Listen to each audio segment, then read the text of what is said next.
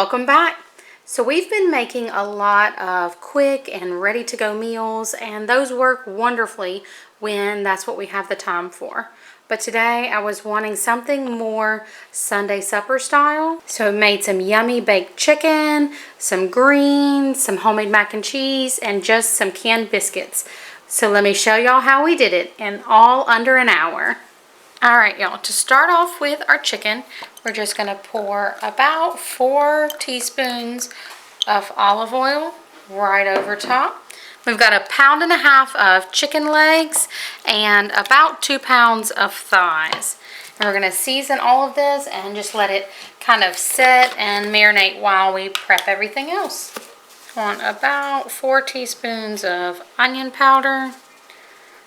Really season these up well. 4 teaspoons of garlic powder, 2 teaspoons of Italian seasoning, 2 teaspoons of Cajun seasoning, about a teaspoon of salt, and a teaspoon of pepper. We're just going to mix all this around, get all of our pieces nice and mixed, and you can do this with your hand also.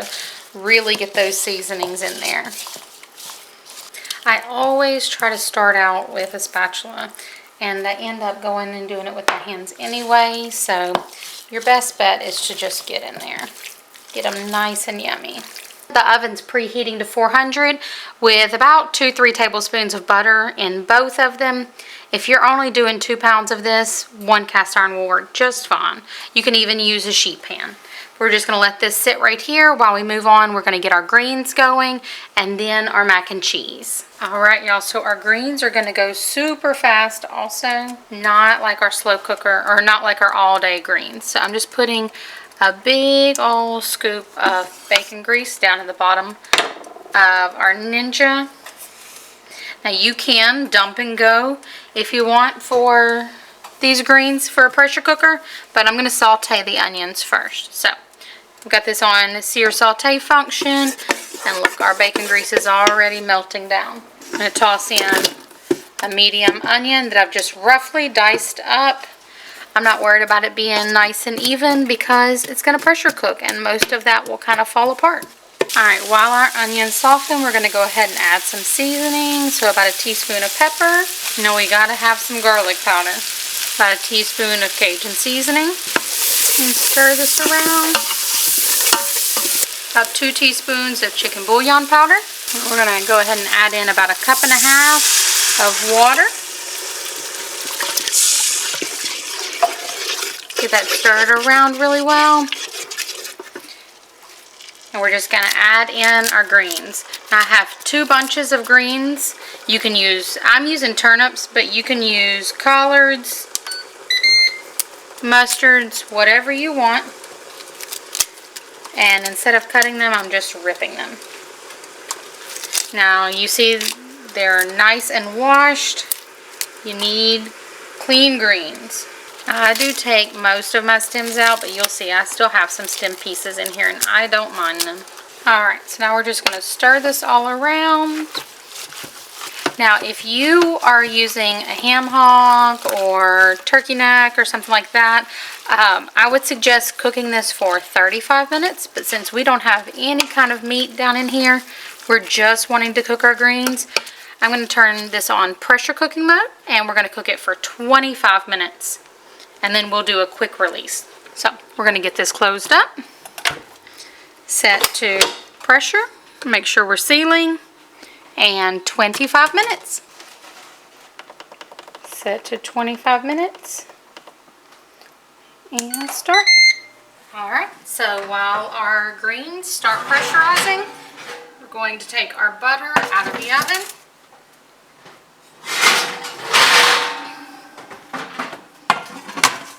And get our chicken going. We're just going to lay these all in. I'm going to rotate, or I'm going to alternate with thighs and legs in each pan. We're going to keep this 400-degree temperature, and these are going to make a lot of their own little juices down in the bottom of the pan as well.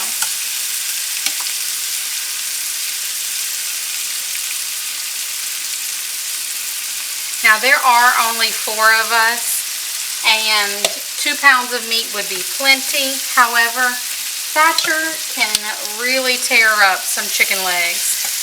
I would prefer just the thigh myself. I'm not really an on-the-bone kind of person, but he loves his legs, so all of these will actually go just for my 7-year-old son. And then any that might be left over will be happily enjoyed tomorrow. Alright, back in the oven these go for about 25 minutes. Now on to our mac and cheese. Alright, so we already have our 3 cups of cooked macaroni. Just going to move them to this bowl. We want them to still be nice and hot. I'm going to add some butter and olive oil to these so they're not sticking together quite so much while we make our cheese sauce. So we're going to add in about a half a stick of butter and a little olive oil. And this is just to keep our noodles from sticking. We don't want them one big clumpy mess. Alright, looks good. So we're going to set this to the side and work on our cheese sauce. So I'm going to set my pan to medium-high heat. Now you can do this in a skillet also. This is the same pan that I used to cook my macaroni, so I'm going to make my sauce in this as well. Less dishes for me to have to clean. Works beautifully. So I want 3 cups of whole milk. And this has got a little bit of heavy cream in it just because this came from the dairy cow from our friend. But regular milk will work just fine. To this I'm going to add 2 tablespoons of all-purpose flour. I may add more later if it doesn't quite seem thick enough. We're going to start with 2. We're just warming our milk and thickening it up. Now comes the fun stuff. We're going to add in about 4 to 6 ounces of Velveeta cheese. And you can use the spicy kind, which we really like, especially the Brookshire's brand of their spicy Velveeta is really good. Next, we're going to add in an 8-ounce package of smoked provolone that I've just chopped up, you can see very roughly. We just want it in smaller pieces so it will melt faster. And if you can't find smoky provolone, you can use regular provolone. It just helps give it that extra layer of flavor. To make sure we're keeping this moving, we don't want our cheese burning on the bottom of our pan. We're going to add in 2 teaspoons of Worcestershire sauce, or as my friend calls it, wash your sister sauce.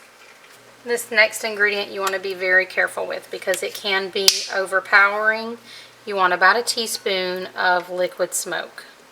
I'm going to add in a teaspoon of garlic salt, one of my absolute favorite ingredients. Remember to keep it moving.